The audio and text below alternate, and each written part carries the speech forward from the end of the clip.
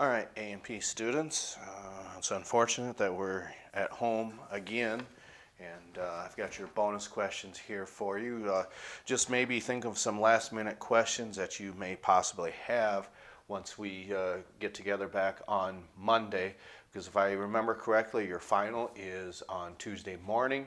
It would be the second one of the day.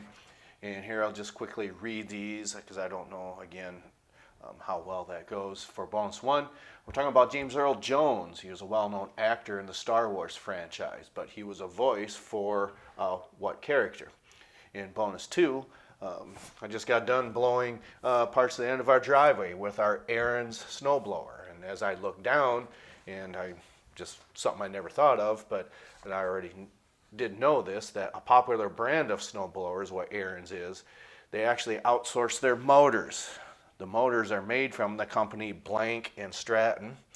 And then bonus three, something perhaps a little warmer to get us through this cold snap, is when Atlanta Brave outfielder Hank Aaron hit his 715th home run, he passed what baseball legend for all-time home runs.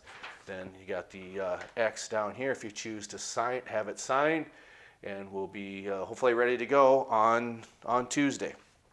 And again, hopefully this chart that we put together, hopefully that helps out a little bit. And I think, again, when you classify these, it gives you a pretty good indication on what it's actually doing. Like when we're talking about mineralocorticoids, when you're separating that out, the only one that's a steroid is aldosterone, and then it's parathyroid hormone and calcitonin and ADH, which are actually mineralocorticoids too, but they're non-steroids. Those are polypeptide based. Did I miss one? Nope, those are all correct. Okay, and then when we're talking about gonadotropins, okay, there's three hormones that we talked about there, and two of them are steroids, your estrogen and testosterone, and then your final gonadotropin was oxytocin. We know that that is not a steroid-based hormone. We know that is polypeptides. Then the only glucocorticoid that's a steroid is, of course, cortisol. And when we're talking about other glucocorticoids, those are amino acid based. So if you're wondering, well, how do I keep them separate between the polypeptide based and the amino acid based? And one thing I think that would help me is when you think of the polypeptide base, we know it's a glucocorticoid, so it's going to have a function on glucose of some sort. And one of the things that I think about is just think about pigs. The P is the polypeptide, the I is the insulin, and the G is the glucagon. So we know that those are acting on from the pancreas to the liver, and they're having an effect on glucose, and therefore they're polypeptide based. And I think we talked about they're synthesized from specific cells. The insulin comes from beta cells, and the glucagon comes from alpha cells within the pancreas.